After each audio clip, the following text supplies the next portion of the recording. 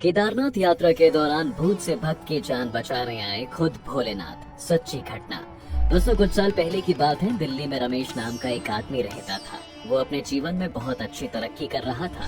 इसके साथ ही वो भोलेनाथ का भी बहुत बड़ा भक्त था। वो लंबे समय से केदारनाथ जाने की सोच रहा था, लेकिन किसी न किसी कारण के चलते वो बाबा के दर्शन करने नहीं जा पा रहा था। एक दिन वो आ ही गया जब वो केदारनाथ की यात्रा शुरू करने के लिए दिल्ली से निकल गया। दिल्ली से वो सीधा सोनप्रयाग पहुंच गया।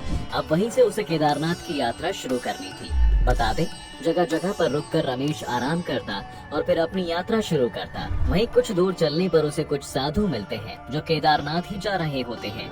वे सभी रमेश को बाबा केदारनाथ के बारे में बहुत सी बातें बताते हैं, जिसके बाद उसके मन में भोलेनाथ को लेकर आस्था और ज्यादा बढ़ जाती है। वही बीच यात्रा में उसको अचानक से बहुत तेज भूख लगती है, लेकिन उस समय आसपास खाने की कोई भी ऐसी चीज नहीं थी। यहाँ तक कि उसको पीने के लिए पानी की एक बूंद तक भी नहीं मिलती, लेकिन फिर भी उसके हौसलों में कोई कमी नहीं आई। इसके साथ ही उसको रास्ते में मिले साधुओं की एक बात याद आ गई कि एक बार एक साधु भी भूखा प्यासा बाबा केदारनाथ की यात्रा पर निकला था। उसकी इस लगन को देखकर बाबा भोलेनाथ काफी प्रसन्न हुए थे और उस साधु को दर्शन भी दिए थे। अब उस साधु की कहानी को रमेश ने दिल से ले लिया था और वो भी भोलेनाथ के दर्शन पाना चाहता था, इसलिए वो भी भूखा प्यासा यात्रा पूरी कर रहा था। उसके मन में ही बस भोलेनाथ का ही जप चल रहा था। इतने में ही कमजोरी की वजह से वो बेहोश हो गया। जब उसकी आंख खुली तो वो एक झरने के किनारे था और उसके बगल में एक साधु बैठा था। उस साधु के चेहरे पर एक अलग ही मुस्कान थी। तभी रमेश पूछता है, मैं यहाँ कैसे आया? तभी साधु ने बताया, मैं तुमको यहाँ पर लेकर आया हूँ। तुम मुझे रास्ते में बेहोश मिले थे। क्या तुमने कुछ खाया पिया नहीं है? क्यों इतनी तकलीफ खुद को दे रहे हो? तब रमेश उन्हें बताता है कि वो ये सब सिर्फ भोलेनाथ को खुश करने के लिए कर रहा है और वो ये भी चाहता है कि इस यात्रा के दौरान महादेव उसको साक्षात दर्शन भी दें। इतने में ही साधु कहता है, भला अपने बच्चों को कष्ट में देखकर कौन सा भगवान प्रसन्न होता है? अगर तुमको भोलेनाथ का दिल जीतना ही है तो सिर्फ इंसानियत के रास्ते पर चलो। जितना हो सके दूसरों की मदद करो और कभी भी किसी के साथ बुरा नहीं होने देना। इतना कहकर साधु रमेश के हाथ में कुछ फल पकड़ा देता है, जिसके बाद दोनों ही अपने अपने रास्ते निकल जाते हैं। रमेश अपनी मंजिल की ओर बढ़ ही रहा होता है कि उसके दिमाग में बस उस साधु की बात घूम रही होती है। तभी एकदम से वो केदारनाथ जाने के लिए जंगल का शॉर्टकट लेता है। इतने में उसे घने जंगल में एक औरत नजर आती है जो सफेद साड़ी में बड़ी ही अजीब तरह से रमेश को देखती है।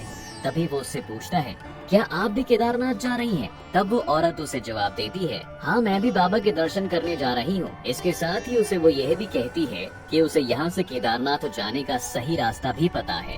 रमेश भी बिना कुछ सोचे समझे उसके साथ चल देता है। कुछ दूर बढ़ते ही रमेश ने उस औरत से पूछा, आप कहाँ से हैं? तब उसने बताया कि वो कोलकाता से है और वो यहाँ 2013 के बाद से रह रही है। तभी रमेश पूछता है, यहाँ कहाँ? तब उसने कहा कि 2013 की आपदा के बाद से यही मेरा आसरा है।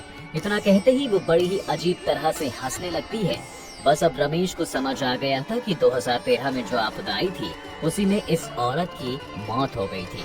वो बहुत घबरा गया था, उसके पसीने छूट गए थे। वो लगातार भोलेनाथ को याद कर रहा था और मदद के लिए मन ही मन गुहार लगाता रहा। बस इतने में ही वो साधु अचानक से सामने आ जाता है, जिसने उसको बेहोशी की हालत में उठाया था। साधु उससे पूछता है, तुम यहाँ क्या कर रहे हो?